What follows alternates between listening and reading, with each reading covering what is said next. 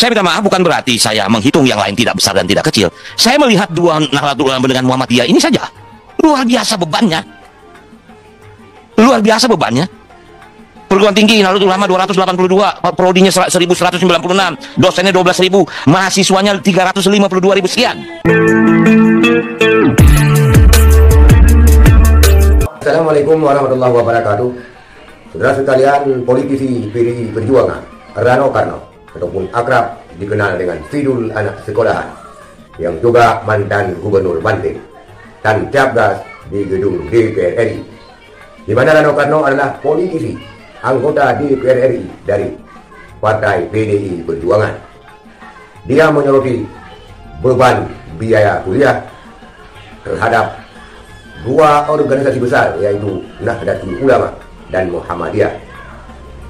Dan pada kesempatan ini pula, Sidul Anak Sekolahan ini juga menyinggung makan siang gratis dan bagi-bagi tambang kepada organisasi kemasyarakatan.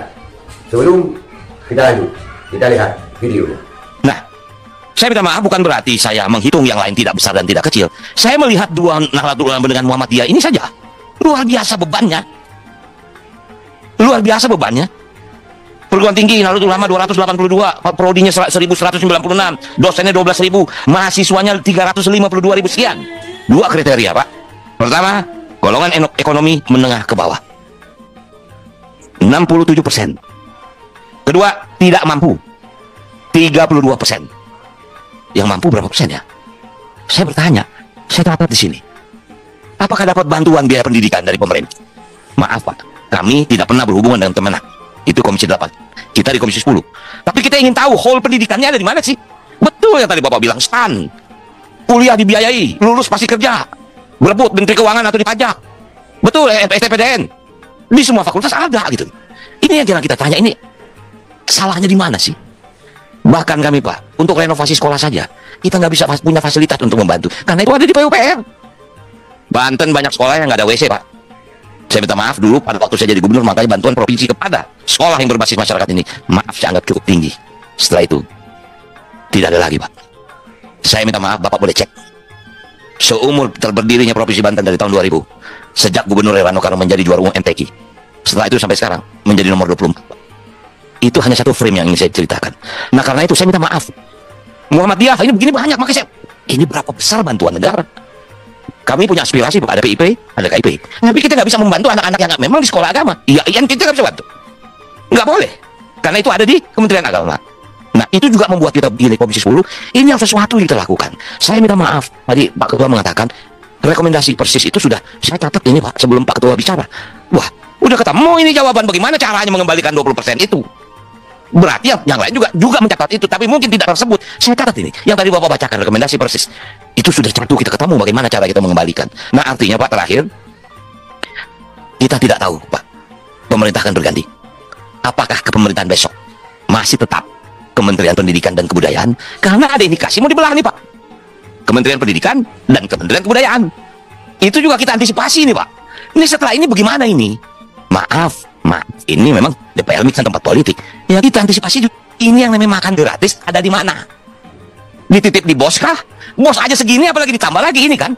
Itu yang juga kita sedang berhitung Pak. Nah jadi sekali lagi saya berterima kasih sebagai anggota yang baru. Saya merasa bangsa ini harus dikejar dari sudut pendidikan, apapun konsekuensinya. Yang terakhir barangkali saya minta maaf, mungkin pertanyaan saya agak nakal. Saya catat di sini. Saya berharap mudah-mudahan dengan diberikannya konsensi pertambangan bagi ormas-ormas itu bisa membantu. Saya mencatat Pak. Saya tidak tahu apakah semua yang ada di sini yang mendapat konsensi pertambangan.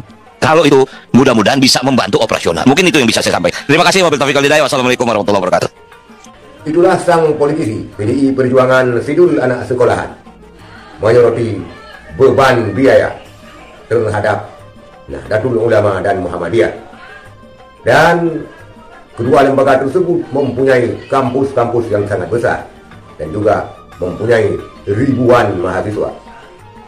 Turut menyoroti bahwa mahasiswanya 67% menengah ke bawah dan juga 32% berekonomi lemah ataupun miskin. Lantas dia bertanya, yang mampu berapa persennya? Kalau kita hitung-hitung dengan kalkulasi ini, yang mampu cuma 1%.